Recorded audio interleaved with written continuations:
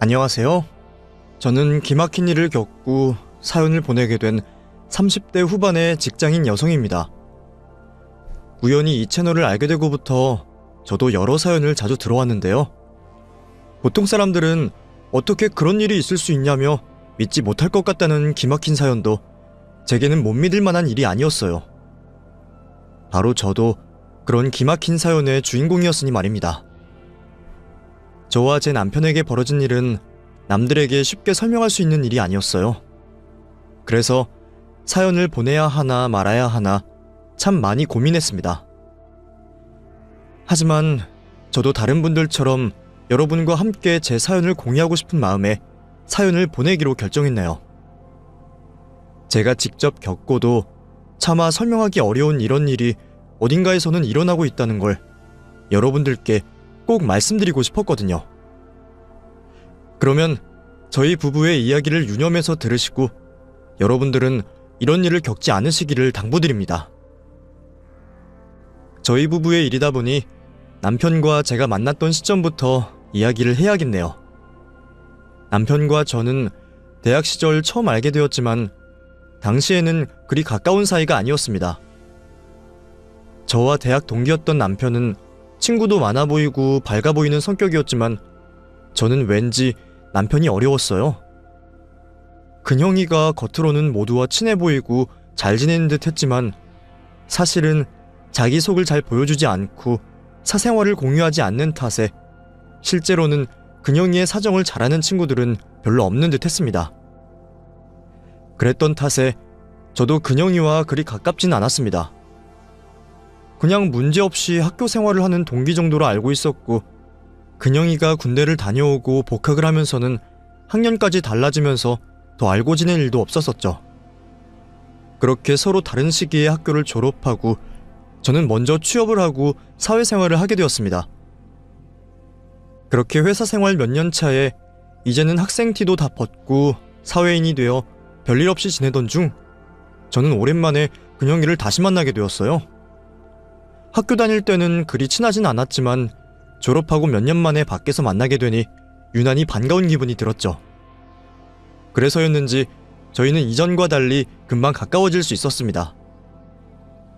그렇게 다시 만나게 되었던 근형이는 젊은 나이에 벌써부터 사장님 소리를 들으며 작은 사업체를 꾸리는 멋진 어른이 되어 있었습니다. 근형이가 학교 다닐 적에도 동갑이면서도 왠지 어른스럽고 남달라 보이는 모습에 뭐든 잘할 거라 생각했는데 제가 월급 받으면서 일할 동안 근형이는 자기 사업을 꾸리고 주식 투자까지 하면서 벌써부터 성공한 모습이 아주 대단해 보이기도 했었죠.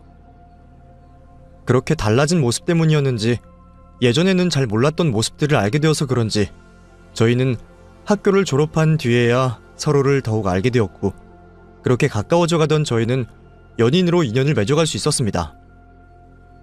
서로 마음이 맞아 연애를 시작하게 되었지만 저희가 연인이 된 후에도 근형이는 좀처럼 자신의 가정사에 대해 잘 얘기하려 하지 않았어요. 대학 시절에야 그럴 수 있었다 치지만 이제는 친구가 아닌 연인이 되었고 적지 않게 만난 사이인데도 너무 선을 긋는 것 같아서 섭섭할 수밖에 없었죠. 처음에는 근형이가 먼저 얘기할 마음이 생길 때까지 천천히 기다려줄 생각이었지만 시간이 지나고 결혼까지 고민하는 시점에서는 저도 서러움을 토로할 수밖에 없었습니다. 불만스러운 저의 물음에 근형이는 결국 마지못해 어렵게 입을 열었습니다. 그렇게 제가 몰랐던 근형이의 사정을 알게 되었죠. 근형이는 자신의 집이 엄청나게 엄격한 집안이라고 설명했습니다. 자세히는 몰라도 학대에 가까울 정도로 절제하고 엄격한 규칙이 있는 가족이라 설명했어요. 그런 무겁고 경직된 집안 분위기 속에서 근형이는 부모님의 말씀에 따라 모든 것을 절제하고 포기하며 살아야 했고 그 삶이 쉽지 않았다 말했습니다. 그래서 지금은 바쁘고 힘들더라도 일을 하고 있는 지금이 가장 자유로운 삶이라 말하고 있었죠. 대체 어떤 삶을 살았던 건지 자세히 알 수는 없었지만 그 얘기를 하면서도 힘들어 보이는 근형이의 표정을 보며 저는 충격을 감출 수가 없었어요. 하지만 그런 이야기를 듣고도 근형이를 포기할 수 없었던 저는 끝까지 근영이와의 결혼을 고집하게 되었고 그렇게 예비시댁에 결혼 인사를 드리러 가게 되었습니다. 그렇게 찾아간 예비시댁은 근영이의 말대로 정말 경직되어 있었어요. 집안의 모든 물건들은 각이라도 잡힌 듯 정돈되어 있었고 가벼운 인사치레조차도 하지 않고 필요한 말만 하는 시댁 어른들의 모습에 저도 최대한 조심을 하며 시부모님께 잘 보이려 노력할 수밖에 없었어요. 그런 시부모님은 저희 집안이며 제 일이며 저에 대한 모든 것을 마치 면접을 보는 것처럼 무척 깐깐하게 따지고 물어보셨죠. 이미 예상을 했던 저는 긴장 속에서도 다행히 첫 인사 자리를 잘 넘어가게 되었습니다. 시부모님도 저를 반대하실 생각은 없으신 건지 별 말씀 없이 상견례 날짜를 잡으셨고 시부모님도 저희 부모님 앞에서는 조심스러우신지 양가 부모님들이 모인 상견례 자리에서는 다행히 별다른 문제 없이 잘 마칠 수 있게 되었습니다. 그렇게 결혼식까지 잘 마치게 되었고 행복한 신혼여행도 다녀오게 되었고 여느 신혼부부들과 마찬가지인 행복한 신혼생활을 꿈꾸었죠. 하지만 그 상상은 금방 깨지게 되었습니다. 바로 시부모님 때문이었어요. 남편이 결혼을 하여 출가를 한 상황임에도 불구하고 마치 결혼 전처럼 남편을 시도 때도 없이 집안으로 부르셨죠. 여보, 어디야? 아직 마트 아니야? 굳이 요리 안 해줘도 되니까 사람 너무 많으면 그냥 와. 아니, 그게 아니라 나 지금 부모님 댁에 가고 있는 중이야. 오늘 많이 늦을 수도 있을 것 같아서 먼저 연락하는 거야. 어? 당신 혼자? 갑자기 거긴 왜 가는데? 혹시 아버님 어머님께 무슨 문제라도 있어? 걱정할 만한 거 아니야. 그냥 뭘 좀 옮겨야 하는데 내 도움이 필요한가 봐. 아, 알겠어. 난 괜찮으니까 너무 신경 쓰지 말고 아버님 어머님과 저녁까지 먹고 들어와. 그리고 도착하면 나한테 전화 좀 줘. 아버님 어머님께 내가 인사도 드릴 겸. 신혼여행에 돌아와 시부모님께 인사를 드리러 방문한 지 일주일도 안 된 시점부터 남편은 다시 그 집으로 불려 들어가기 시작했습니다. 처음에는 아무렇지 않게 생각했어요. 아무래도 외동인 남편과 떨어져서 생활하시는 게 익숙치 않고 집안에서 남편이 맡아서 하던 일이 있었으니 남편을 찾을 수도 있다고 생각했죠. 하지만 점점 횟수가 많아졌고 누가 보더라도 심하다 싶을 정도로 남편을 불렀습니다. 자가용으로 30-40분 거리에 있는 거리임에도 마치 옆집에 있는 것처럼 말이죠. 저도 시부모님께 남편을 너무 자주 부르는 건 삼가해달라고 말하고 싶었지만 이제 막 집안에 들어온 며느리로서 그 말을 하기가 힘들었어요. 그리고 시도 때도 없는 시부모님의 부름에도 불평불만이 없이 말을 따르는 남편이 있어 제가 먼저 말을 꺼낼 수가 없었습니다. 하지만 일주일에 적으면 3일, 많으면 5일까지 두 집을 드나드는 남편을 보며 제 고민은 커져만 갔죠. 결국 참다 못해 폭발하게 된 건 저였습니다. 밤새 켜놓는 부엌등이 나갔다며 자정이 넘는 시각 남편을 부른 일로 말이죠. 새벽 2시를 넘어 돌아온 남편에게 저도 모르게 화를 내고 말았어요. 당신 지금까지 깨어있었던 거야? 나 기다리지 말고 그냥 자지. 내가 잠이 오겠어? 아버님 어머님 해도 너무하시잖아.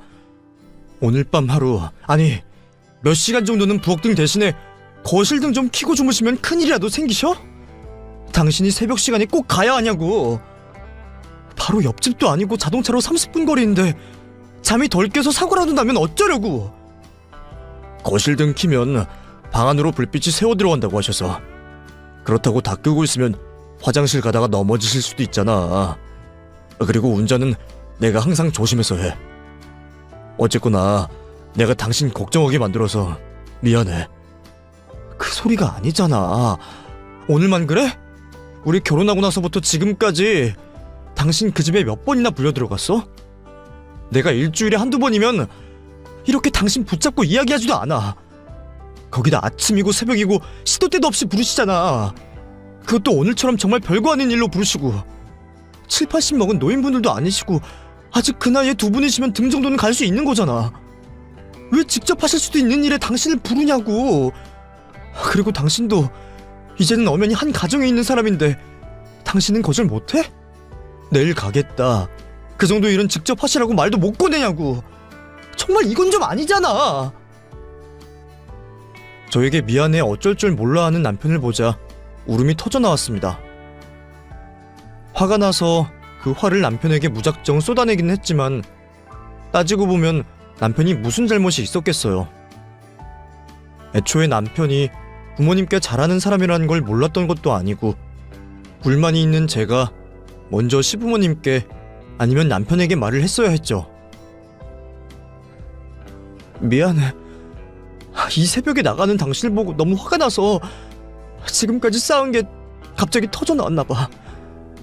편하게 집에 있던 건 나인데 괜히 고생하고 온 당신에게 화풀이를 냈어. 나도 하기 싫어. 근데 그 하기 싫다, 알아서 좀 해라라는 말이 목젖까지 나왔다가 부모님 목소리, 얼굴만 보면 다시 속으로 들어가. 아무래도 어렸을 때부터 엄하게 자란 탓에 내가 성인 되어서도 극복을 못하나 봐. 미안해.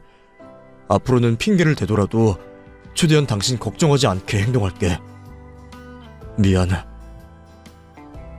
그 말을 듣고 남편이 불쌍해서, 그리고 그런 착한 남편에게 모진 말을 하게 되어 미안해서 한참 동안 남편을 끌어안고 울었습니다. 그날 이후 저는 적당한 때를 봐서 시부모님께 제 생각을 전달하기로 생각했어요. 남편을 부르시되 정말 남편의 도움이 필요할 때만 불러달라고 말이죠. 그 생각을 하게 된 지 3일이 채 되지 않아 시부모님께서는 남편을 또 집안으로 불러들이셨습니다. 이번에는 바퀴벌레 약을 쳐달라는 일이었어요. 핑계를 대며 다음에 가겠다고 하는 남편을 말리고 같이 시댁으로 들어가기로 했습니다. 그렇게 도착한 시댁에서 시부모님께서는 남편과 같이 온 저를 보고 살짝 놀라신 듯한 모습이었어요. 그냥이만 오면 될 것을 너까지 못하러 따라왔냐? 제가 두 분께 말씀드릴 게 있었어요. 근영 씨와 결혼한 지 이제 6개월이 넘어가는데 그 중에 4달 정도는 아버님 어머님께서 집으로 근영 씨를 불러들이시는 것 같아요. 처음에는 외동 아들과 떨어지기 힘들어서, 또 자신들께서 벅찬 일이라서 근영 씨를 부르신다고 이해하려고 했는데 너무 심하신 것 같아서요. 오늘 약을 놓아달라는 일도 며칠 후면 주말인데 그때 부탁하셔도 되는 거잖아요.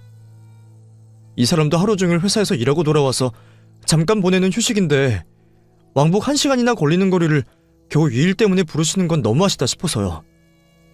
그리고 요 며칠 전에도 새벽에 부엌 등을 가는 걸로 새벽에 연락하셨는데 정말 급한 일이 아니시면 너무 늦은 밤과 새벽에는 자제해 주셨으면 좋겠어요. 뭐? 네가 어디서 시부모 앞에서 건방을 떨어? 부모가 힘들면 자식이 돕는 게 당연한 걸 뭐가 어쩌고 어째? 최근 들어 우리 큰영이가 좀 변한 것 같은 느낌이 있었는데 그게 전부 네가 뒤에서 수작질을 하고 있었던 거구나. 제가 언제 안 도와드린다고 했어요? 너무 심하시니까 그 횟수를 줄여달라는 거죠. 그리고 제가 근영 씨에게 무슨 말을 했다고 이러세요. 저번에 딱 한 번 새벽등 갈고 온 거 빼곤 다른 말 한 적도 없어요. 근영 씨 어린 시절부터 아버님 어머님께 엄하게 자라와서 아무 말 못하는 걸 알아서 제가 직접 말하려고 다른 말 한 적 없다고요. 내가 어째 너 처음 인사하러 올 때부터 영이 안 좋아 보인다 했다. 아니지, 그 전에 근영이가 여자친구 있다고 말하기 전부터 계속 기도했는데 느낌이 안 좋았다고. 그게 전부 너를 가리키는 뜻이었어. 네가 마귀 종자라는 걸 이제 알게 되었다고. 어디 할 짓이 없어서 부모 자식 간에 이간질을 해. 근영아, 너 오늘 당장 짐 싸서 집으로 들어와라. 이런 마귀 종자와 같이 있으면 너도 영을 버려요. 마귀 종자라고요? 도대체 왜 그러세요? 그러면 일하고 지쳐서 온 아들, 차 타고 30분이나 걸리는 아들 부려먹는 시부모님은 뭔데요? 제가 못 들어주시는 부탁하는 것도 아니잖아요. 그 입 닥치지 못해. 너는 볼 일 없으니 당장 이 집을 나가라. 그리고 다시는 우리 집에 발 붙일 생각하지 말고. 너 우리 큰영이와 이혼할 생각하고 있어. 저 이 사람이랑 이혼 같은 거 안 합니다.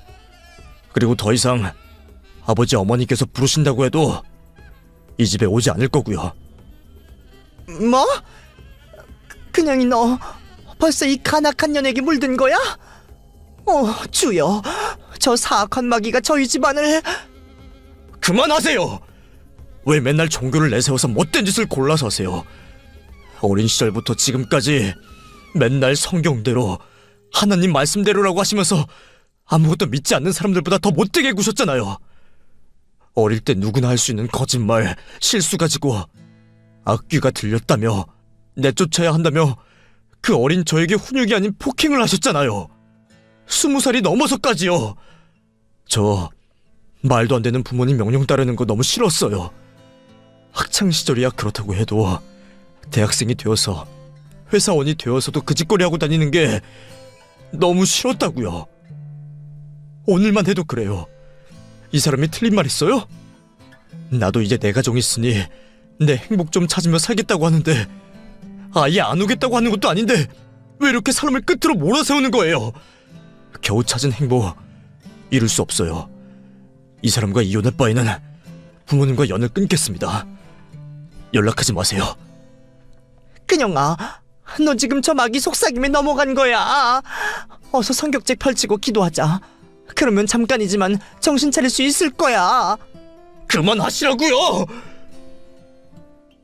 시부모님의 비정상적인 모습에 결국 남편마저 더 이상 참지 못했습니다. 어린 시절부터 받아온 학대에 대한 분노를 표출하며 더 이상 부모 자식 간의 교류는 없을 거라고 화를 내곤 그 집에서 나오게 되었죠. 조금 자제를 해달라 부탁을 드리러 온 상황이었는데 일이 이렇게 커져버리고 말았습니다. 하지만 남편이 분노하며 하는 말을 듣게 되니 오히려 이렇게 된 게 잘 된 것 같기도 했어요. 지금까지 저는 남편도 시부모님의 부름에 큰 불만이 없는 줄 알았거든요. 그 일 이후 남편은 휴대폰 번호도 바꾸면서 부모님의 연락을 모른 척 외면하고 살았습니다. 저에게 걸려오는 시부모님의 전화를 대신 받아 끊기까지 했고요. 저 때문에 벌어진 일은 아닐까 미안했는데 남편은 그 어느 때보다 부모님과 연을 끊은 지금이 자유롭고 행복하다며 항상 웃음을 보였고 그 덕에 제 마음도 한결 편할 수 있었습니다. 그렇게 1년이라는 시간 동안 시부모님과 연락 한 번 없이 행복하게 살고 있었습니다. 이제는 그 생활이 익숙해져 시부모님을 잊고 지내고 있었죠. 그런데 어느 날 갑자기 지난 일을 사과하며 시부모님께서 먼저 저에게 연락을 해오셨어요. 그때 제가 그 연락을 받지 말았어야 했습니다. 하지만 가슴속 한켠에 항상 불편함을 가지고 있었던 저는 그 연락을 받게 되었죠. 전화를 받자마자 사과를 건네는 목소리에 저는 시부모님께서 지난 1년 동안 많은 생각과 반성을 하셨다고 생각했어요. 그래서 천천히 시부모님과의 만남을 다시 이어가게 되었죠. 이제는 더 이상 별것 아닌 일로 연락을 하시지 않으셨고 설령 남편의 도움이 필요하더라도 남편을 부르지 않았습니다. 오히려 그런 모습에 저희가 죄송해서 연락을 더 자주 드리게 될 정도였어요. 그런 시부모님의 변화에도 경계심을 풀지 않았던 남편도 시간이 지날수록 완전히 변한 시부모님의 모습에 그 경계심을 풀기 시작했죠. 저 역시 바뀐 시부모님의 모습에 부담감이 점점 없어져갔고 이전 사건이 없었던 것처럼 가까운 고부관계가 되어갔습니다. 그때까지만 해도 모든 게 잘 해결된 거라 생각하고 있었는데 그 일이 발생하게 되었어요. 남편이 제 곁에서 없어지는 그 사고가 발생한 거죠. 그날은 평범한 여름 휴가를 보내는 날들 중 하루였습니다. 여름 휴가를 맞아 시부모님과 같이 계곡으로 여행을 가게 되었어요. 시부모님과 다툰 그날의 일이 아직까지 찜찜했던 저와 남편은 이번 휴가를 시부모님과 같이 보내기로 했죠. 그래서 시부모님께서 아시는 지인분의 펜션에서 휴가를 보내기로 했습니다. 바로 옆에 계곡도 있고 바베큐 먹을 수 있는 마당이 있는 펜션이었죠. 그곳에서 이틀 동안 시원하고 재미있는 휴가를 보내던 중이었습니다. 저는 어머님과 같이 펜션에서 점심 준비를 하고 있었고 남편은 아버님과 밖에서 대화를 나누는 듯 했어요. 이제 대충 상을 차리면 되는 상황에 아버님의 다급한 목소리를 듣게 되었습니다. 남편이 계곡물에 떠내려갔다는 소리였어요. 급히 밖으로 나가 계곡 쪽을 향해서 보니 오늘 새벽부터 내린 비에 계곡물이 불었는지 요동을 치고 있었습니다. 아버님, 근영 씨는요? 계곡에 빠진 게 확실한 거요? 이 녀석이 나랑 맥주를 먹다 계곡물 불어난 걸 보겠다고 하길래 말렸는데 내가 화장실을 간 틈을 따 빠진 것 같아. 여기 이 슬리퍼 한 짝만 이 바위에 있는 걸 보면 빠진 게 확실해. 내가 119에 전화하고도 계속 주위를 봤는데 근영이 모습이 보이질 않는다. 우선 너도 혹시 모르니까 펜션 주위를 둘러봐라. 오늘 아침에만 해도 내리는 비를 보고 저에게 계곡 근처에는 갈 생각도 하지 말라던 남편이었는데 그런 주의를 주던 남편이 계곡에 빠졌다는 게 믿기질 않았습니다. 한참 동안 펜션 주위를 돌며 남편을 찾던 저는 도로를 따라 계곡 어딘가에 있을 남편을 찾으며 산길을 내려갔어요. 그러다 밑에서 올라오는 구조대원들을 마주치게 되었죠. 무릎을 꿇고 애원을 하며 남편을 찾아달라 했습니다. 분명 남편이라면 저를 이렇게 허망하게 두고 떠나지 않을 거라 생각하고 제발 구해달라고 부탁했어요. 위험을 무릅쓰고 구조대원분들께서 수색을 하셨지만 남편을 찾을 수가 없었습니다.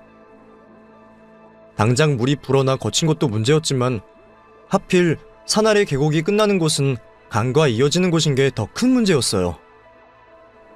계곡 하류에 그물망까지 쳐서 남편이 강물로 휩쓸려가지 않게 했지만 그럼에도 남편은 발견되지 않았습니다. 저는 그 모습이 더 희망적이라고 생각했어요. 계곡에서 빠져나왔을 거라는 희망을 가지게 된 거죠.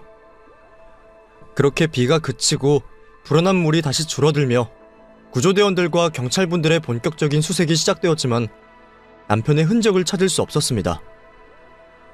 나머지 슬리퍼 한 짝이 계곡 하류에 설치한 그물망에 걸리긴 했지만 그 외에는 어떠한 흔적도 찾을 수 없었죠.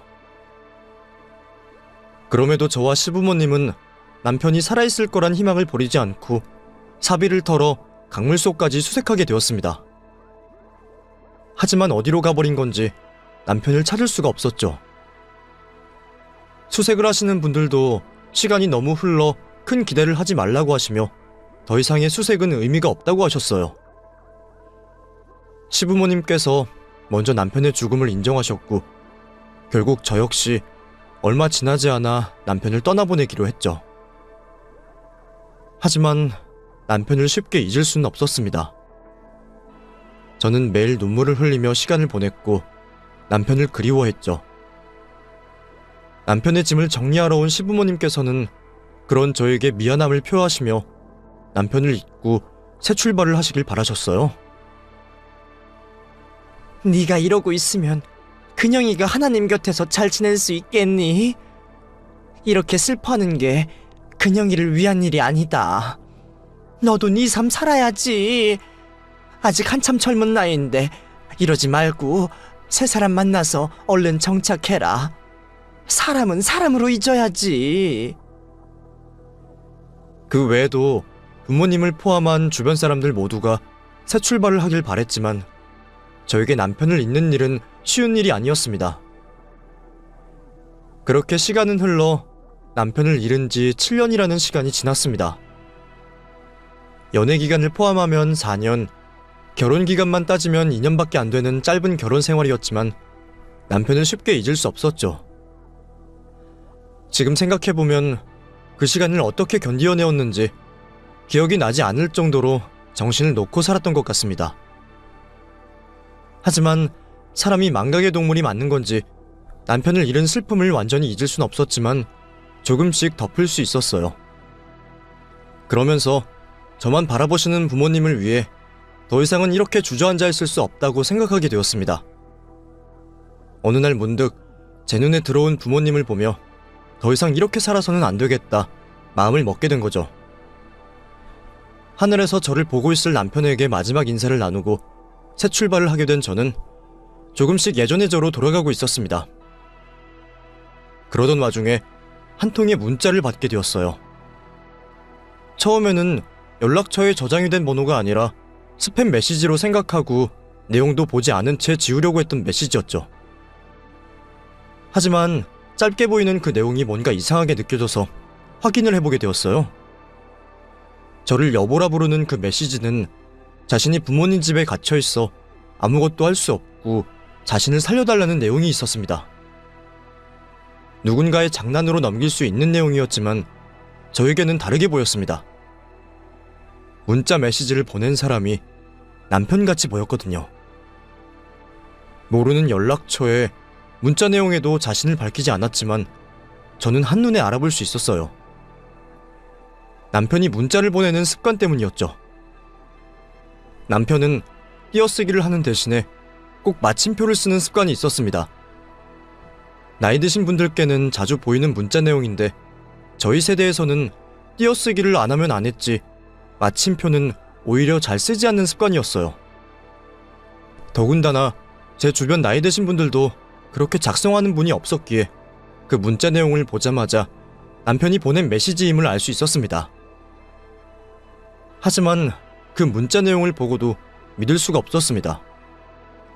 7년 동안 죽은 줄 알았던 남편이 멀쩡히 살아있고 저에게 살려달라고 문자를 하다니 이해가 가지 않았습니다. 거기다 건장하고 덩치가 있는 나이의 남편이 나이든 부모님에게 잡혀있다는 그 내용도 말이 되지 않았어요. 우연에 우연히 겹쳐서 남편과 비슷한 메시지 습관이 있는 사람이 저에게 잘못 보낸 거라 생각했죠. 혹시 그게 아니라면 누군가가 남편의 습관을 알고 저에게 하는 몹쓸 장난이라고 생각했습니다.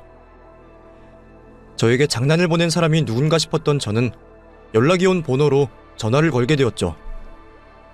하지만 받질 않더군요. 이제 좀 마음을 잡아보려고 하는데 왜 이런 일이 생기나 싶었어요.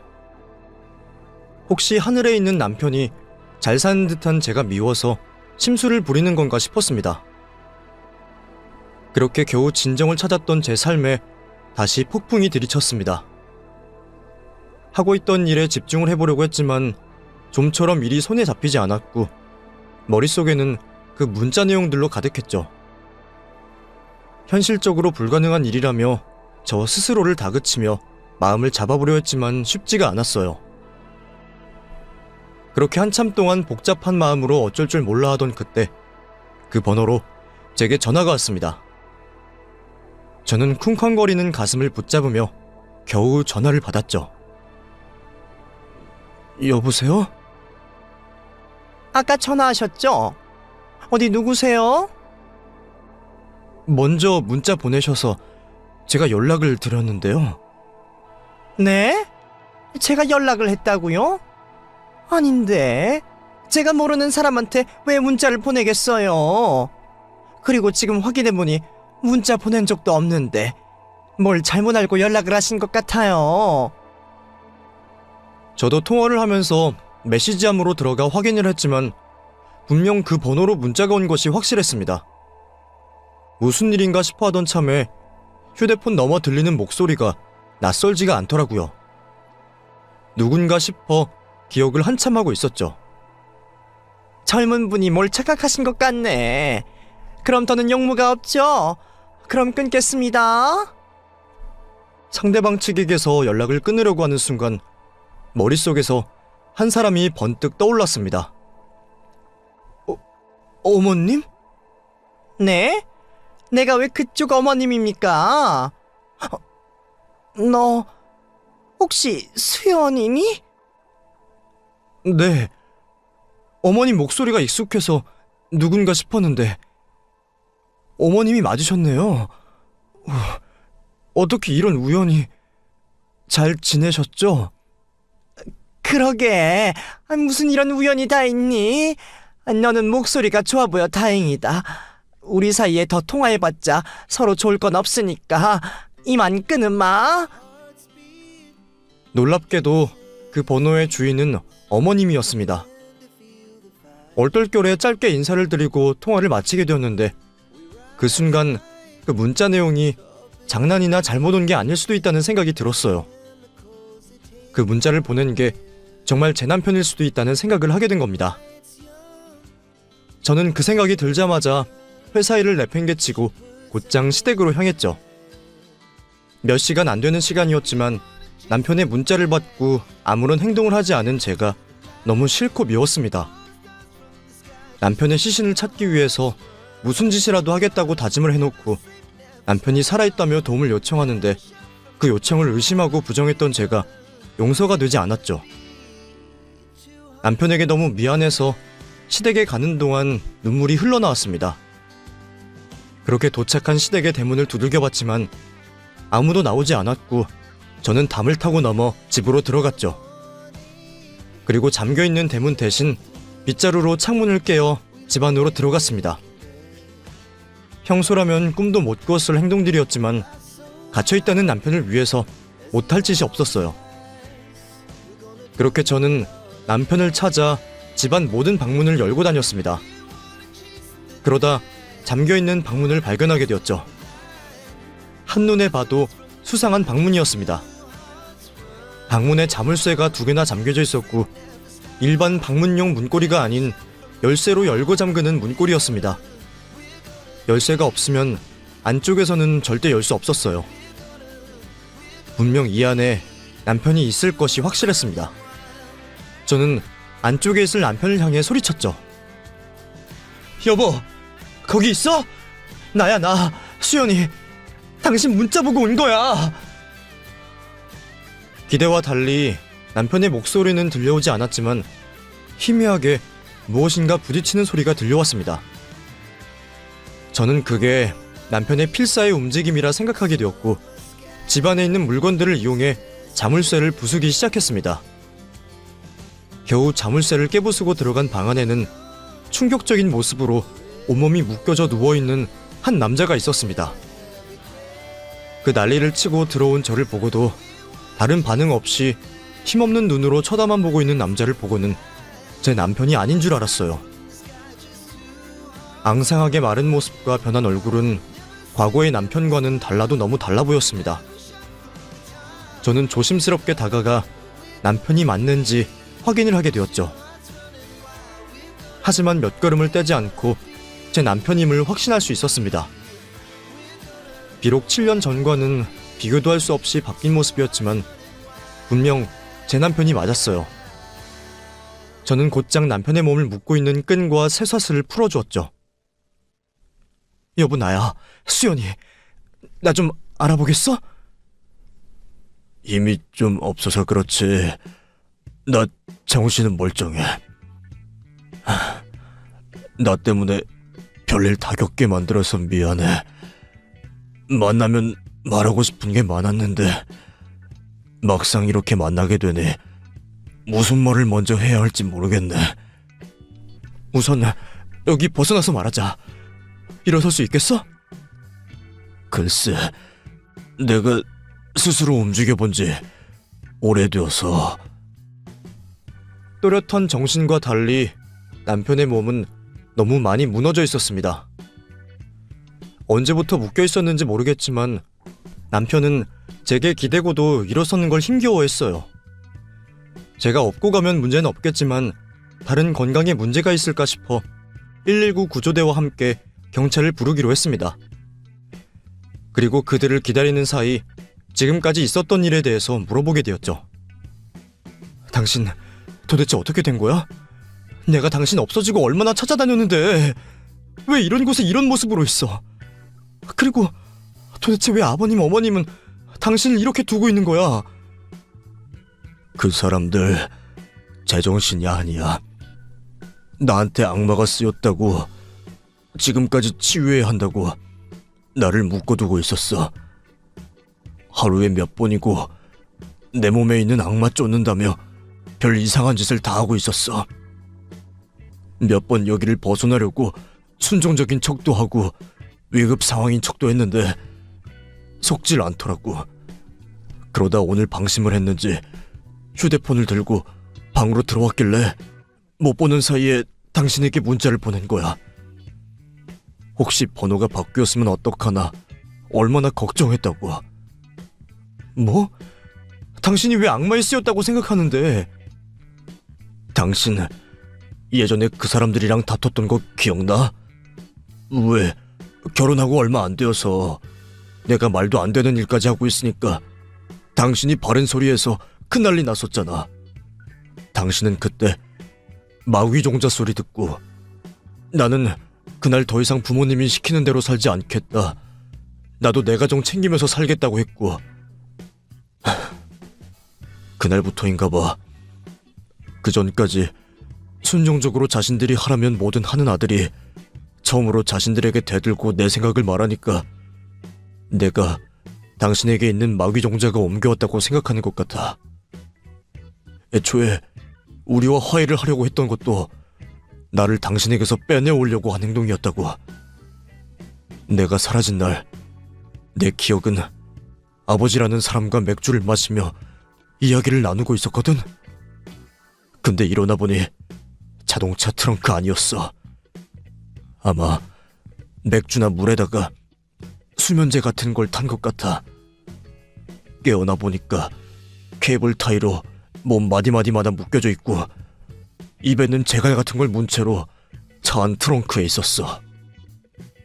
며칠이 지나서야 트렁크 문이 열렸는데 내 눈앞에 있는 사람이 부모님인 걸 보고 그제서야 나를 그렇게 만든 사람이 누군지 알게 된 거지. 당신에겐 그 사람들이 뭐라고 했어? 그날 비가 조금 내렸잖아. 당신이 강 주변에 있다 미끄러져서 물에 쓸려 내려갔다고 말을 하길래 그런 줄로만 알았어. 거기다 시부모님 두 분 모두 나만큼이나 정신없이 당신 찾으러 다니고 있어서 절대 의심을 못했지. 어떻게 그 모습을 보고 연기라고 생각하고 누가 자기 자식을 납치했다고 생각했겠어. 미안해. 그래도 내가 빨리 알아차렸어야 했는데 나 때문에 당신이 이렇게 고생을 한 거야. 다 나 때문이야. 당신이 미안해할 필요 없어.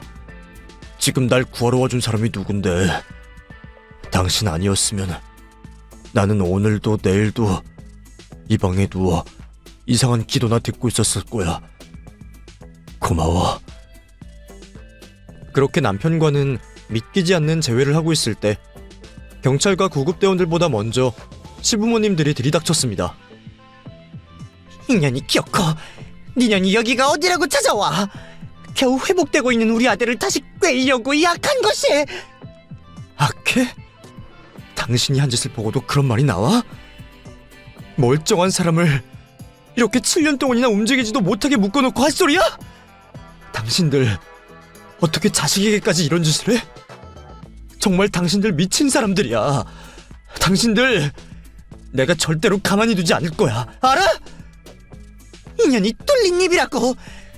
이제 겨우 그녀에게서 이년의 더러운 죄가 쉽게 내려갔는데 또다시 내 아들을 악마 속으로 보낼 수 없다. 여보, 전현이 그녀이 못 데려가게 막아요. 그렇게 남편을 데리고 나가려는 저와 막으려는 시부모님 사이에 실랑이가 벌어지게 되었습니다.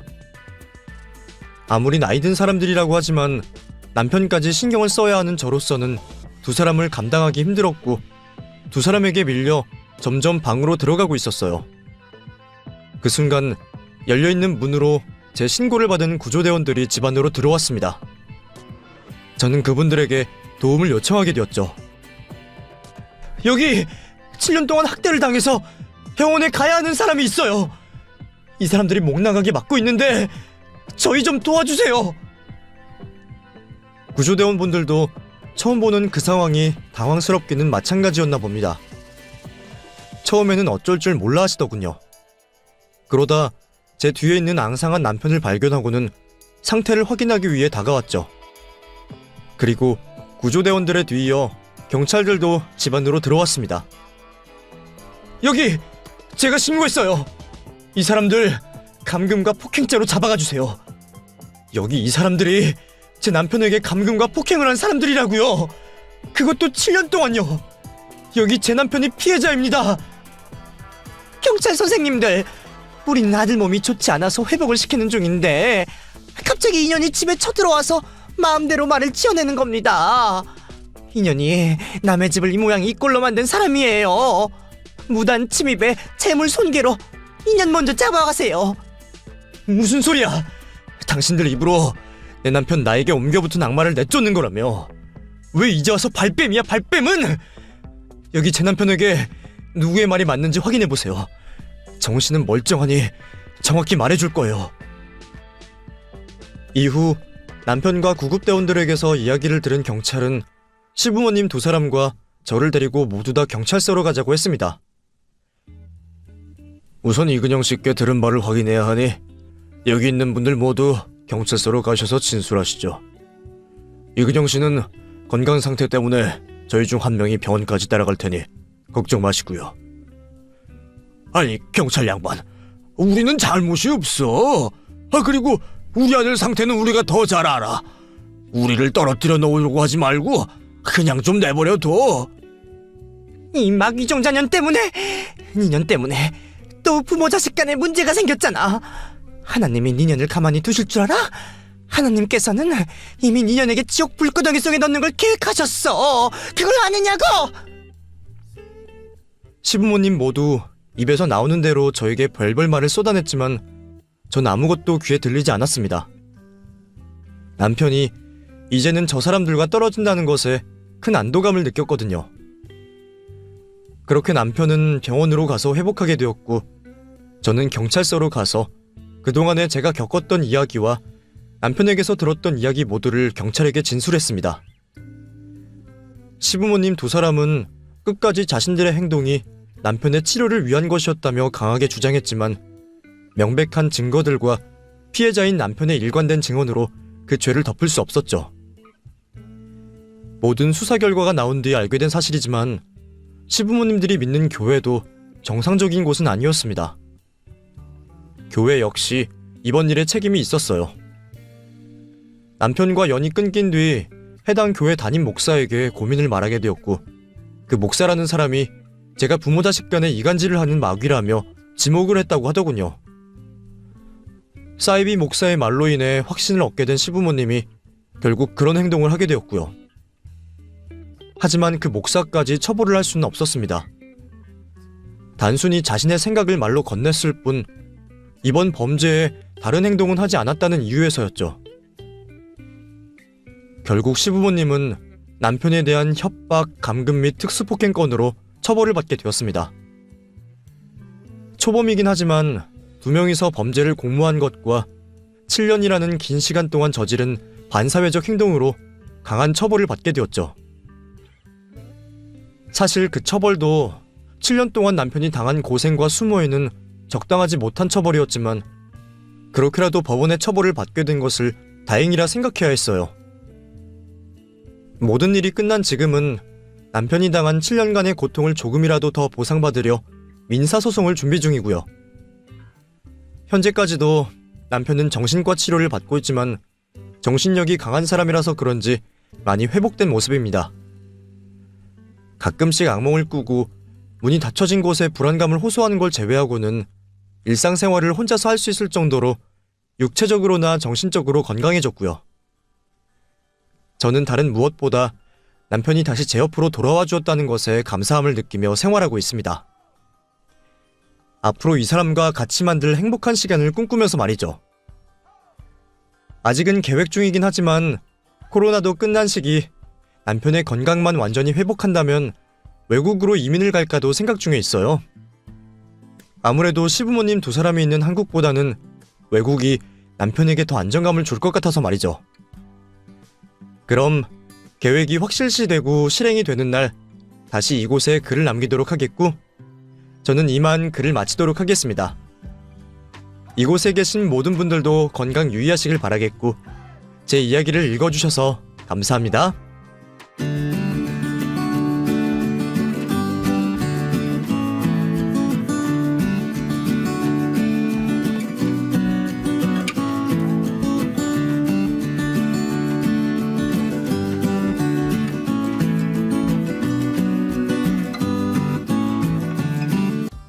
안녕하세요.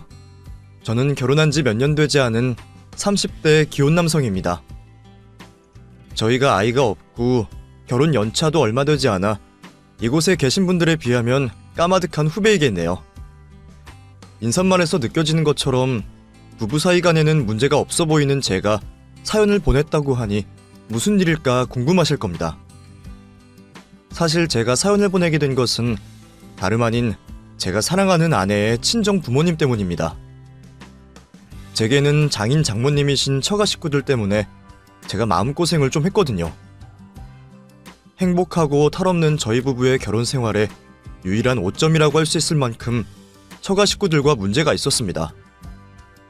그리고 그 문제로 지금까지 장인어른과 장모님을 뵙지 않고 있죠.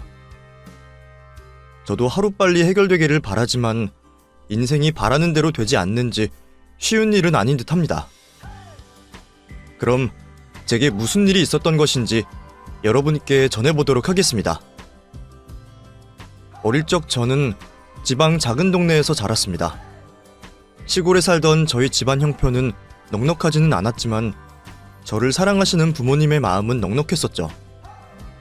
저는 그런 부모님 밑에서 늘 열심히 사는 것을 배웠고 성실한 어린이로 자랐습니다. 학생의 본분은 공부라는 생각에 열심히 학업에 집중했었던 저는 피나는 노력 덕분에 서울에 있는 명문대에 합격하게 되었고 그렇게 저의 서울살이가 시작되게 되었습니다.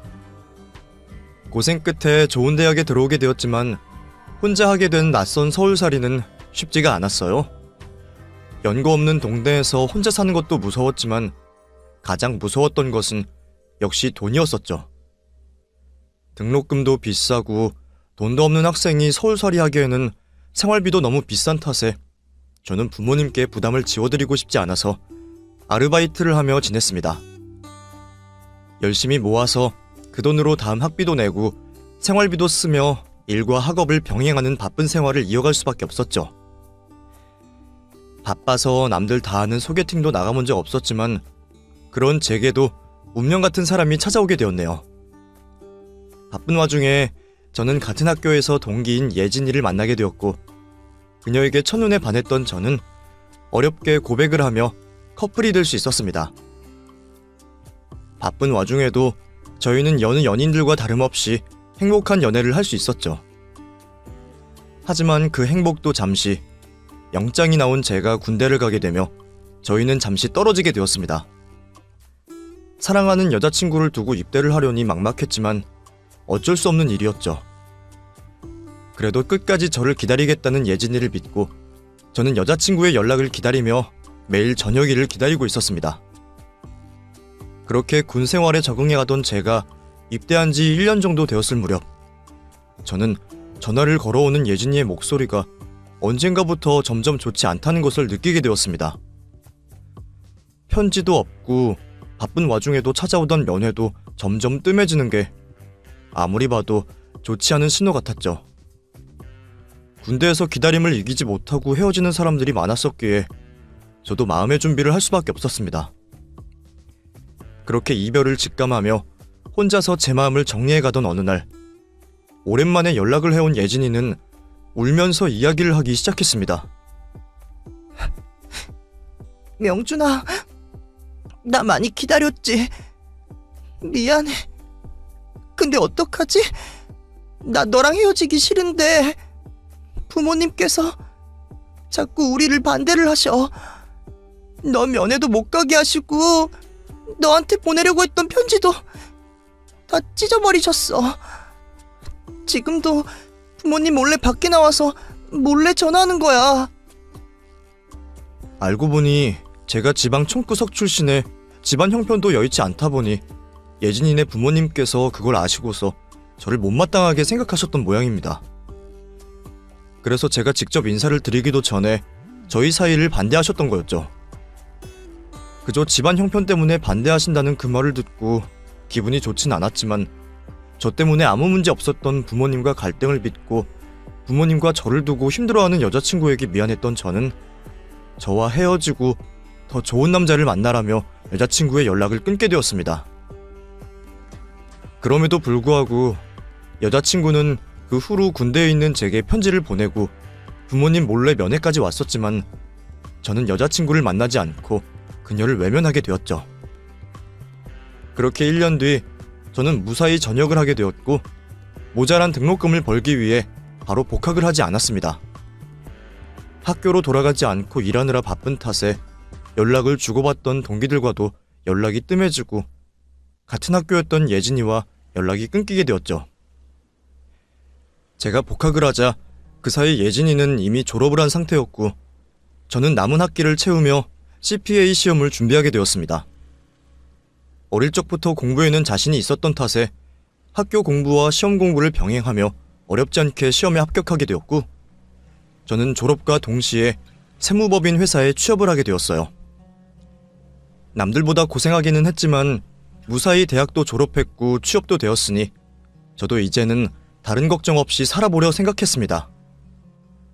예진이와 헤어진 뒤로는 연애 생각도 별로 들지 않았기에 그렇게 집과 직장을 오가며 심심한 삶을 살던 저는 어느 날 우연히 들어간 식당에서 예진이를 다시 만나게 되었습니다. 거의 잠수를 타듯 이별했던 터라 저를 원망하고 있을 거라 생각했었는데 생각보다 저를 반기며 인사하던 예진이는 제게 어려운 고백을 전해주었습니다. 잘 지냈어? 나 보고 싶지는 않았어? 그냥 그렇지. 나는 너 보고 싶었어. 너랑 어떻게든 다시 연락해보고 싶었는데 방법이 없더라.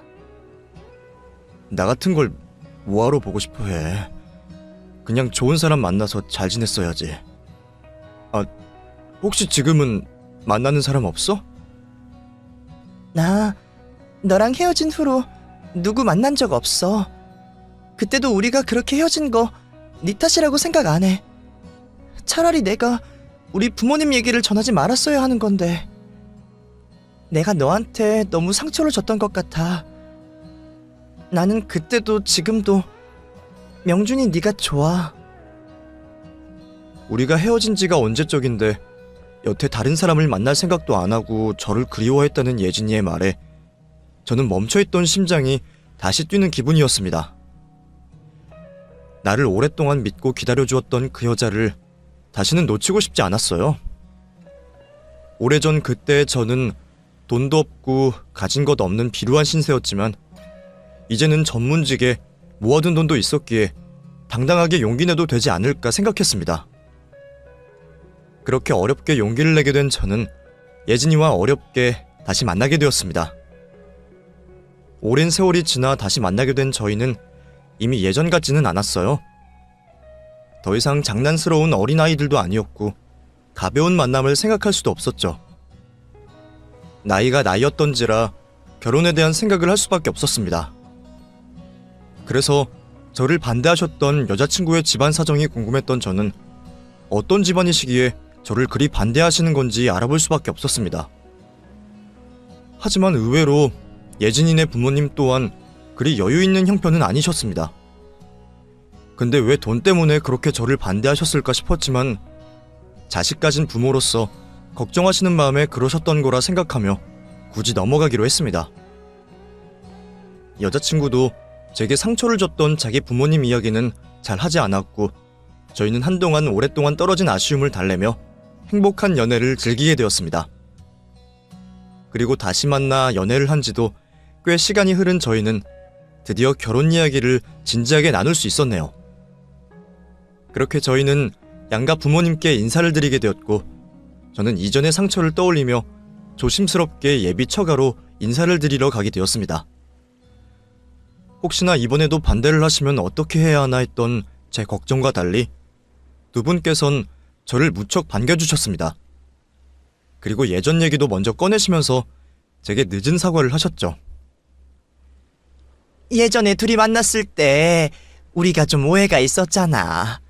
그때는 공부하는 학생이 무슨 연예인가 싶어서 걱정했던 거지.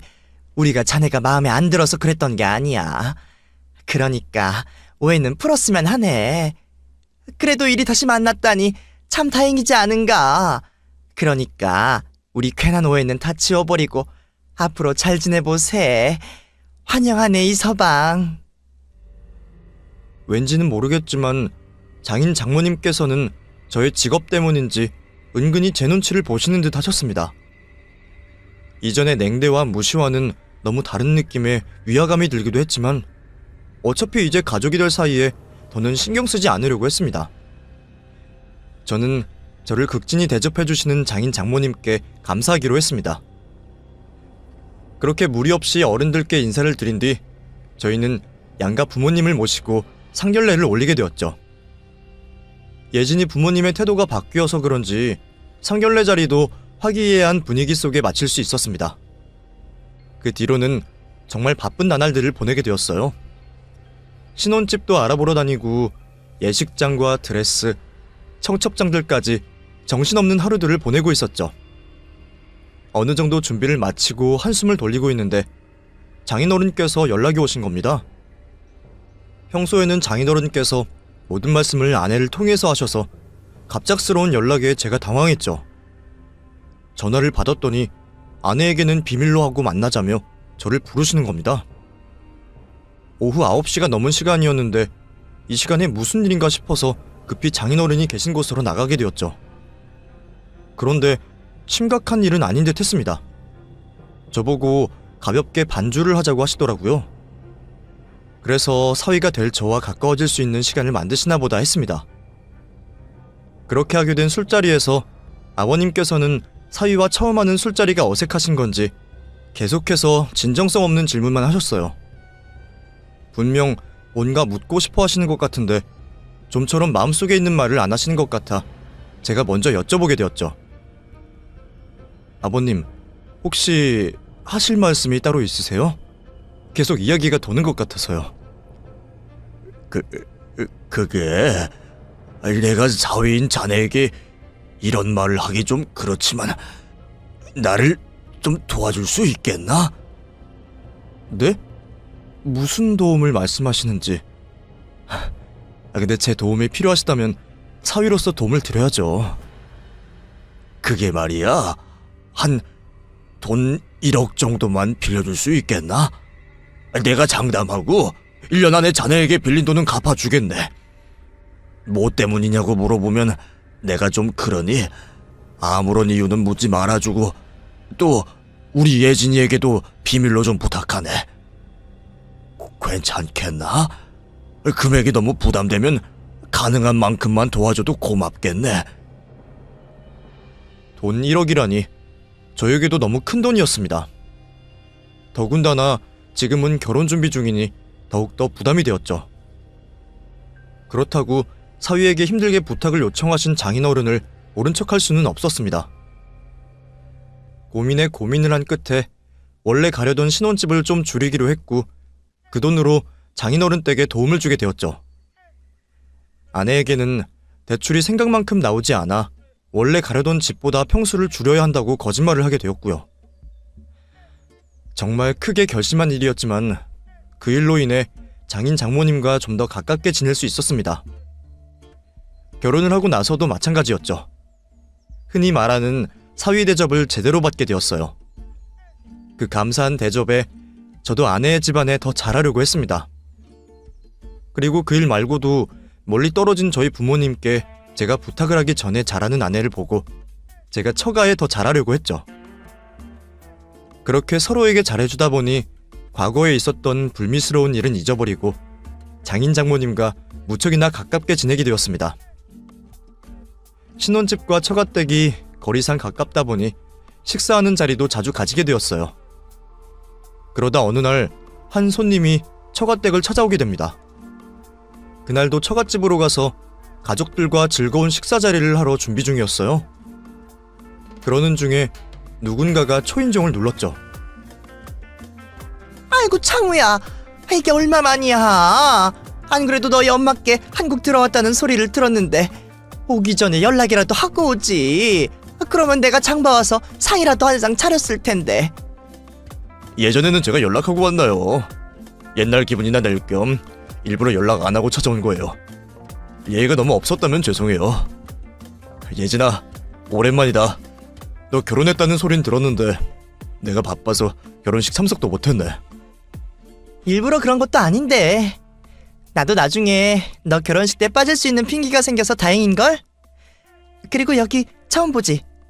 내 남편이야. 여보, 내가 예전에 말한 적 있지? 옆집 살던 친구.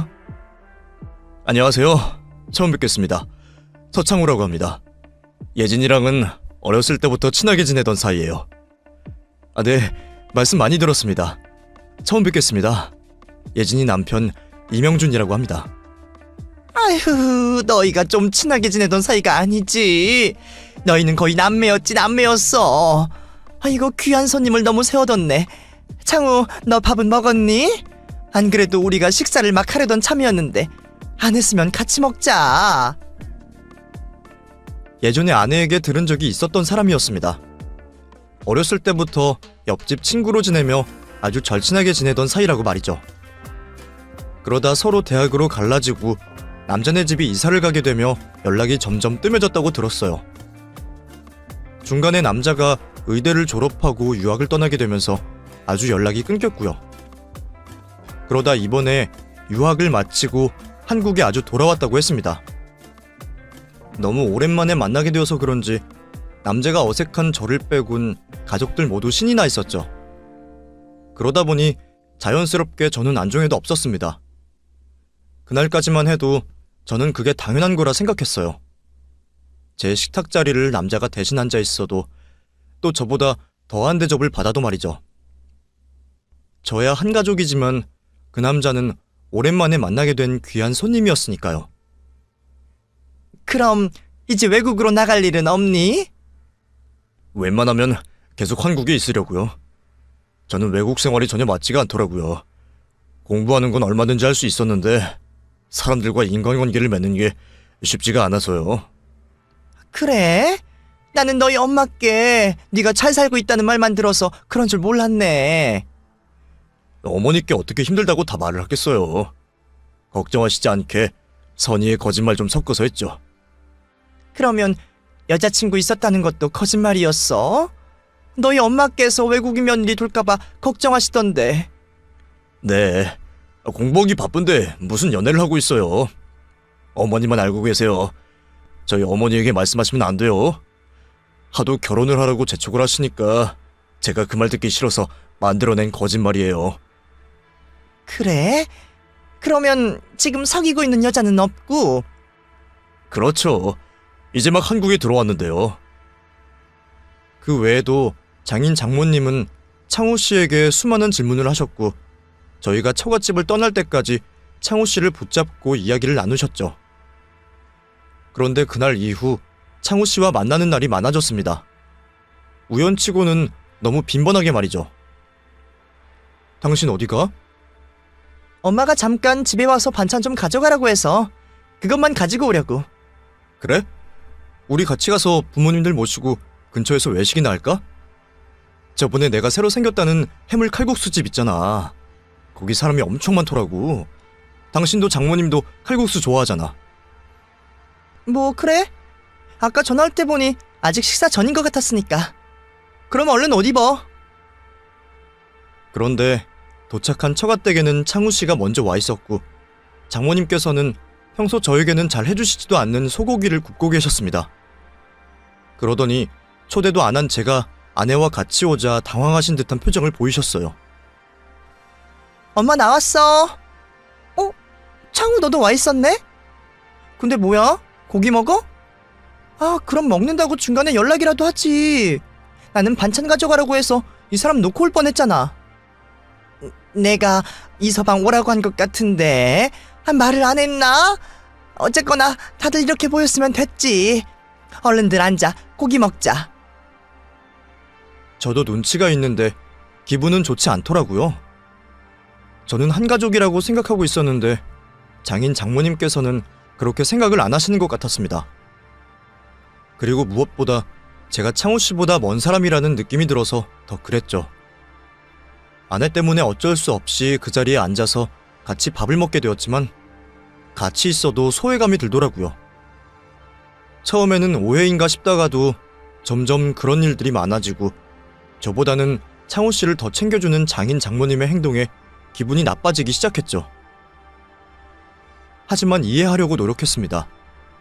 처갓집에서 창우 씨를 10년 넘게 못 보다 보니 더 챙겨주는 거라고 억지로 이해를 하며 넘겼어요. 저도 조만간 저런 대접을 받겠지 싶었고요. 또 이런 느낌을 받는다고 말해봤자 저만 쪼잔하다고 말을 들을 것 같았습니다. 남자가 소심하게 왜 그러냐는 말이라도 들을까 싶어 신경이 쓰이지만서도 아무렇지 않은 척을 하며 지냈죠. 그러다 아내의 생일이 다가왔습니다. 결혼을 하고 처음으로 맞는 생일인 만큼 아내의 기억에 남는 날로 만들고 싶었어요. 주말에는 따로 아내와의 여행을 계획했기 때문에 생일날 당일 좀 더 의미가 있는 날로 만들어 보려고 했습니다. 곰곰이 생각해보니 아내가 태어난 날 가장 고생하셨을 장인 장모님과 시간을 보낸다면 의미가 있을 듯 했죠. 그래서 아내의 생일 당일 가족 모두가 모여 축하를 하는 자리를 만들기로 했습니다. 나머지 가족들에게는 다 같이 모여 저녁 식사를 하러 가자며 말을 했지만 제 계획은 따로 있었어요. 장인 장모님 댁에서 아내의 생일 잔치상을 차리기로 한 거죠. 그래서 회사에는 반차를 쓰고 처갓댁으로 찾아갔습니다.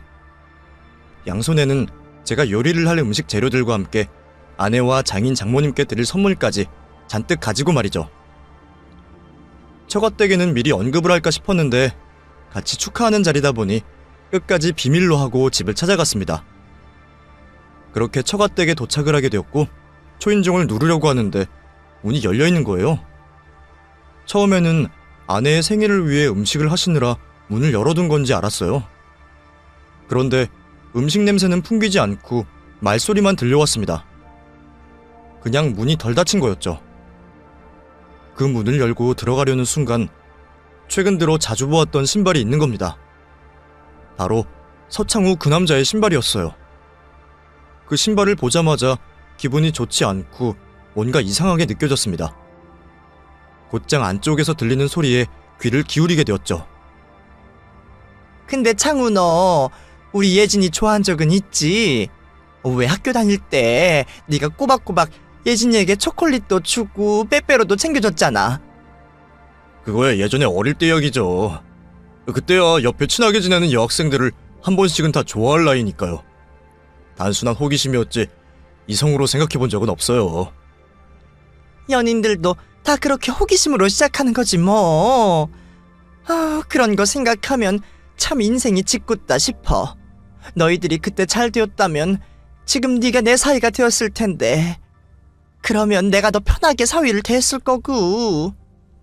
어머님도 참 왜 그런 말씀을 갑자기 하세요. 다들 정해진 인연이 있어서 그런 거겠죠. 그리고 명준 씨도 굉장히 싹싹하고 잘하던데요. 예진이에게도 잘하는 것 같고요.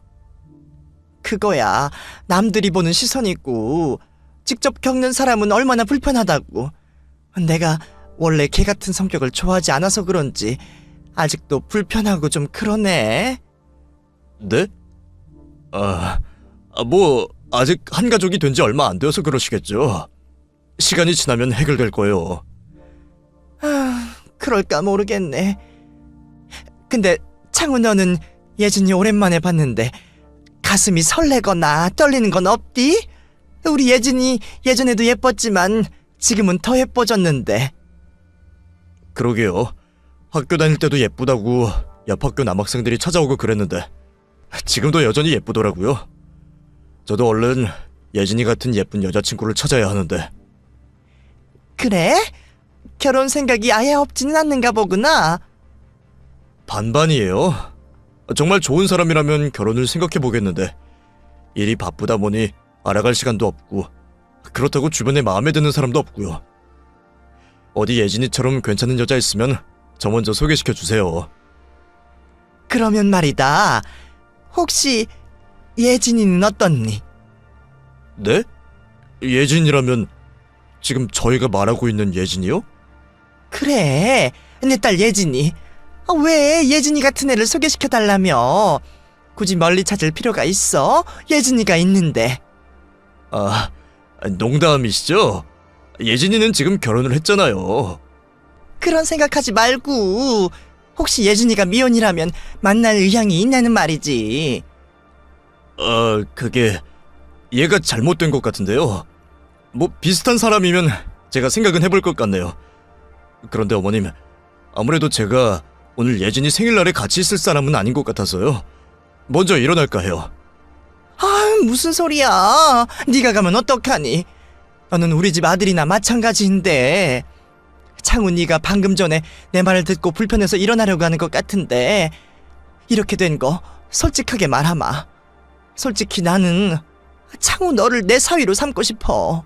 아니, 예전부터 널 내 사위감으로 생각했다. 어린 시절에 너랑 예진이가 붙어 다닐 때마다 시간이 지나도 저 모습 그대로이길 바랬다고. 예진이 마음이야. 나랑 이 사람이 어떻게든 해볼 테니 너는 우리만 믿고 기다려주면 돼. 너도 이왕이면 어린 시절부터 같이 자라온 여자를 아내로 맞이하는 게 좋잖니. 볼 것 못 볼 것 다 본 사이인데 안 그래? 지금 어디에서 저 찍고 있는 거죠? 장난 맞으시죠? 이러지 마세요, 어머님. 무슨 장난이야. 나랑 이 사람은 진지하다. 우리는 네가 지금 예진이 옆에 있는 놈보다 더 맞는다고 생각해. 그래서 직접적으로 말을 하는 거고. 이러시면 안 되죠. 명준 씨가 있는데요. 제가 대화를 잠깐 나눠봤지만 명준 씨 정말 좋은 남자인 것 같아요. 예진이 오래된 친구로서 느끼기에도 예진이가 명준 씨랑 만나 정말 행복해 보이고요. 왜 갑자기 이런 말씀하시는지 모르겠지만 이러시면 안 되는 것 같습니다. 창우야, 내가 오죽하면 바쁜 너를 붙잡고 이렇게 이야기를 하겠니? 내가 봤을 때는 예진이랑 너희 둘이 안 이어진 게 너무 아쉬워서 그래. 보는 내가 안타깝다고. 시간이 조금만 맞았더라면 지금 내 앞에 있는 네가 내 사위가 되었을 거라고. 너는 네 마음 가는 대로 행동하면 돼. 그 외의 것들은 신경 쓰지 마. 우리가 다 알아서 해놓을 테니까. 너는 예진이만 잘 감싸주면 되는 거야. 알았지? 어머님, 그게 무슨 말씀이세요? 예진이 명준 씨 만나서 잘 살고 있는데 갑자기 저보고 예진이랑 잘해보라니요. 저를 좋게 봐주시는 건 너무 감사한데 그냥 지금처럼 제가 종종 찾아뵙고 아들처럼 가깝게 지내면 되죠. 그리고 저 예진이가 여자로 보이지 않아요. 그냥 오래되고 오랜만에 만난 반가운 친구일 뿐이라고요. 좀 전에는 그렇게 이야기 안 했잖아. 그리고 어린 마음이든 뭐든 예진이 좋아하긴 했었다며. 상황이 이렇게 되어서 그렇지. 원래라면 창우 네가 우리 집 백년 손님이 되었어야 했어. 내가 예진이 이혼하도록 어떻게든 해볼 테니 창우 너는 준비만 하고 있어라. 어? 불쾌하면서도 난감한 표정을 짓는 창호 씨가 답답한지 한숨을 쉬며 고개를 돌리다 현관 문틈 사이로 서 있는 저를 발견했습니다. 명준 씨, 언제부터 거기 계셨어요? 뭐, 명준이? 이서방? 창호 씨의 외침에 그제서야 장인 장모도 저를 발견하고는 어쩔 줄 몰라 했죠. 이서방, 왔으면 기척이라도 하지. 왜 그렇게 현관에 서 있나? 오늘 예진이 생일 때문에 온 거야? 거기 계속 서 있지 말고 들어오게.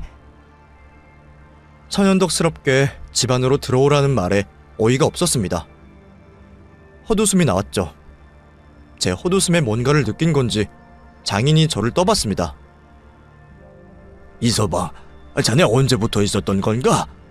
혹시 우리가 하는 말을 듣기라도 한 거야? 네, 아주 잘 들었습니다. 저도 이런 일은 생전 처음 들어보는 일이라 어이가 없어 헛웃음이 나네요. 결혼해서 남편이랑 잘 살고 있는 딸, 제 치자리 구하는 부모는 처음 봐서요. 제가 숨김없이 좀 전에 들었던 말을 하자 그 말을 들은 장인 장모의 얼굴이 새하얗게 변해갔습니다. 그리고는 저에게 달려와 매달리더군요. 이서방, 오해세. 내 말 좀 들어보게. 자네가 잘못 들은 거야. 무슨 채취자리는 채취자리야. 그냥 이런저런 이야기를 하다 옛날 추억에 빠지다 보니 그랬을 수도 있겠다 가정을 하는 거지. 창우가 예진이랑 남매 같은 사이인데 그게 말이 되나? 어때? 오해 좀 풀렸나? 저를 너무 바보로 생각하시는 거 아니에요? 제가 그 정도도 분별 못하는 팔푼이로 보이세요? 괜히 창호 씨가 불편한 자리 만들고 싶지 않군요. 저 먼저 그만 가보겠습니다. 자네 정말 왜 이러나? 오해라고 하지 않았나? 오해! 왜 그렇게 사람이 속이 좁아? 정말 한 가족 같은 사람이라서 생길 수도 없는 상황을 가정해본 걸 가지고. 얘 창우야, 너가 좀 말 좀 해봐라. 우리가 그냥 웃자고 한 소리지. 정말 너에게 예진이랑 잘해보라고 그랬니?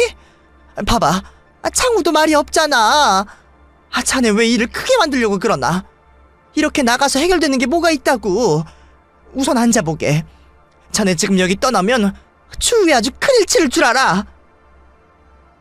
그 전까지만 해도 자리를 피하고 상종을 안 하면 된다고 생각했는데 되려 저에게 화를 내는 모습을 보자 저도 더 이상은 참을 수가 없었습니다.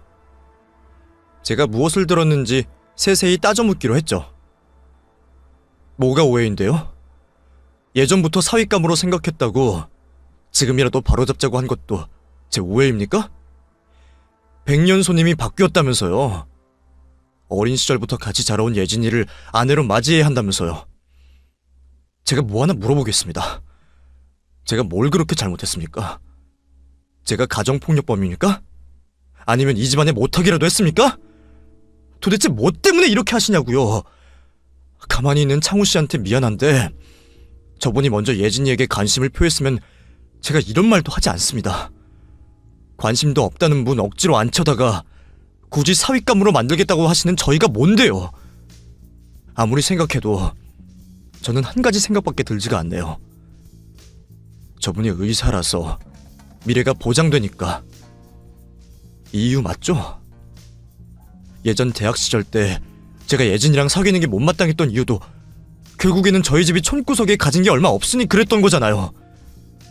그러다 제가 어쨌거나 저쨌거나 사자 들어가는 세무새가 되어서 다시 나타나니 그제서야 저를 사위로 받아주신 거잖아요.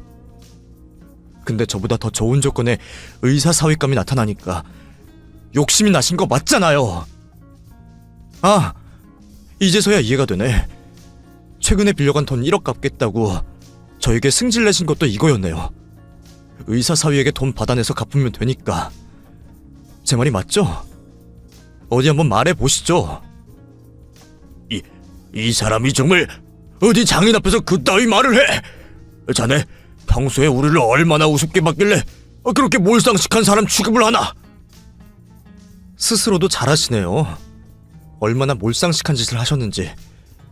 이렇게 스스로 평가를 잘하시는 분이 오리말을 내밀긴 왜 내밉니까? 됐습니다. 저도 말 안 통하는 사람들이랑 더는 대화하기 싫습니다. 애초에 자기 딸 의사 와이프 만들려고 별지랄 다 알고 있는 사람들과 말을 하려고 한 내가 등신이지. 뭐? 이 사람이 정말... 그렇게 자리를 박차고 떠나려고 하는데 막상 제가 나간다고 하니 이후에 아내가 알게 되면서 벌어질 상황이 걱정이었나 봅니다. 장인과 장모가 죽을 힘을 다해 저를 막더라고요. 억지로 현관문 붙잡으려 하는데 열려있는 문틈 사이로 아내의 얼굴이 보였어요. 여보. 지금 다들 한 이야기가 무슨 소리야? 우리 부모님이 나랑 창우를 이어주려고 했다는 말은 뭐고? 당신은 왜 우리 부모님에게 그런 말까지 하는 건데? 아내는 이미 저와 장인 장모 간의 실랑이를 벌이며 했던 이야기를 다 들은 듯 했습니다. 저희가 한 이야기를 자세히 이야기해보라며 재촉을 하더군요. 제가 나서서 말을 하려고 하는데 좀 전까지 어쩔 줄 몰라 하던 창우 씨가 나서서 이야기를 해주더군요. 예진아, 내가 말하는 게 나을 것 같아.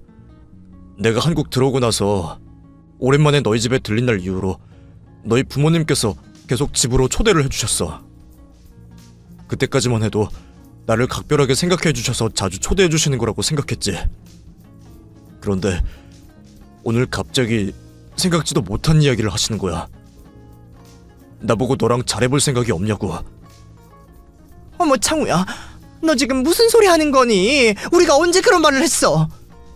장모님, 입은 삐뚤어져도 말은 똑바로 하셔야죠. 제가 처음부터 다 듣고 있었는데 창우 씨가 말한 것처럼 하셨잖아요. 다들 조용히 해. 다들 껴들지 말고 창우가 끝까지 말하도록 놔둬. 처음에는 장난치시는 줄 알았어. 내가 너한테 감정이 있는지 물어보시길래 어린 시절에 누구나 있는 이성에 대한 관심 정도라고 말했지. 근데 그때부터 노골적으로 말씀을 하시는 거야. 날 사위 삼고 싶다고. 나만 괜찮으면 두 분이 알아서 상황을 만들겠다고. 그런데 그게 말이 되니? 너에 대한 지금 내 감정은 단순히 친구일 뿐이고 너는 이미 명준 씨 만나서 행복하게 살고 있잖아. 그래서 내가 이건 아니라고 했지. 그런데도 계속 날 설득시키려고 하시는 거야. 그러다 내가 현관 앞에 있는 명준 씨를 발견하게 된 거고 지금 이 상황이 벌어진 거야. 예진아, 엄마는 그냥 농담한 거야. 너희가 볼 것 못 볼 것 다 보며 나고 자란 사이니까 그냥 그렇게 되었어도 재미있었겠다 농담한 거라고. 물론 그런 농담도 잘못되었지. 그러니까 이서방이 이렇게 화가 났을 거고. 그건 내가 잘못했다. 사과하마. 근데 정말 그런 의도로 말하는 거는 아니야. 정말 다들 왜 이렇게 오해를 한 건지 모르겠네. 그렇지 여보? 그렇지. 앞으로는 농담이라도 그런 말을 절대 하지 않을 테니 그만하자. 오늘 예진이 생일인데 웃고 즐기기에도 바쁜 시간이잖니. 그럼 당신이 빌려줬다는 돈 1억은 또 무슨 소리야? 결혼식 올리기 전에 장인어른이 날 당신 몰래 부르시길래 나갔지. 그런데 급하게 해결해야 할 돈 1억이 있다면서 부탁 좀 하자고 하시는 거야. 이제 막 사위되는 입장에서 거절을 할 수가 있나. 내 입장에서는 상황이 얼마나 급박하시길래 사위한테 도움을 요청하나 싶어서 빌려드렸지. 그래서 원래 우리 신혼집 하려고 했던 것보다 좀 더 작은 평수로 바꾼 거고. 아빠 엄마 제정신이에요? 두 사람이 똑같은 말을 하고 있는데 오해라고요. 거기다 도움을 받을 대로 다 받아놓고 명준 씨한테 어떻게 그런 짓을 해요? 내가 지금 이 순간 얼마나 창피한 줄 알아요? 예진아, 그런 게 아니야. 우리는 제발 변명 좀 그만하라고요. 딸을 의사 와이프 만들려고 이딴 말도 안 되는 짓거리 하지 말고 당신들이 의사하고 의사 와이프 하면 됐잖아요. 자기들은 노력 쥐뿔도 안 해놓고 왜 이제 와서 사람을 이 모양 이 꼴로 만드는데요? 그리고 내가 당신들 소유물이에요? 저 남자랑 결혼하려면 하고 이 남자랑 이혼하려면 하는. 알아서 잘 사는 딸 보면 미안해서 뭐라도 도움을 주려고 해야지. 왜 사람 앞길을 망치고 부끄럽게 만드는데요? 도대체 왜 이러는 건데요? 나 진짜 이 집구석 지긋지긋해. 가진 건 쥐뿔도 없으면서 노력도 쥐뿔 안 하면서 허세와 욕심만 가득해가지고 자기들 뭐가 된 것 마냥 분수도 모르고 별 이상한 짓거리 나는 이 집안 구석이 아주 지긋지긋하다고. 명준 씨가 왜 이따위 집에 와서 그래도 꼴에 장인이고 장모라고 잘해주면 고마운지 알아야지.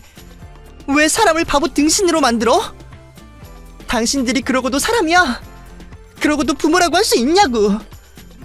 내가 이 집 동네 창피하게 만들 거야. 이 집안 구석이 어떤 집인지 다 알려줄 거라고. 순간 감정이 폭발해버린 아내는 온 집안을 헤집어 넣으면서 물건들을 때려 부시기 시작했어요. 장인과 장모가 말려보려고 했지만 지난 몇십 년간 쌓인 한풀이를 하듯 필사적으로 난동을 피우는 아내를 말릴 수가 없었죠. 그렇게 난리를 한참 피운 아내 때문에 동네 사람들까지 그날의 일을 모두 알게 되었고 자신이 원했던 바를 이루었던 아내는 저와 함께 집으로 가게 되었어요. 처갓집을 쑥대밭으로 만들고 말이죠.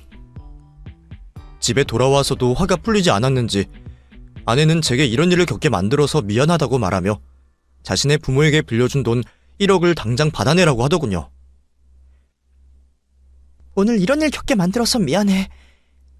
내가 미리 알았더라면 부모님과 거리를 뒀을 거야. 아예 그런 말은 못 꺼내게 했을 거고. 앞으로 다시는 이런 일 발생하지 않도록 내가 확실히 할게. 그리고 내일 해 뜨자마자 우리 집에서 빌려간 1억 갚으라고 내용 증명 먼저 보내. 그래도 지금 당장 돈 1억이 어디에서 나오겠어.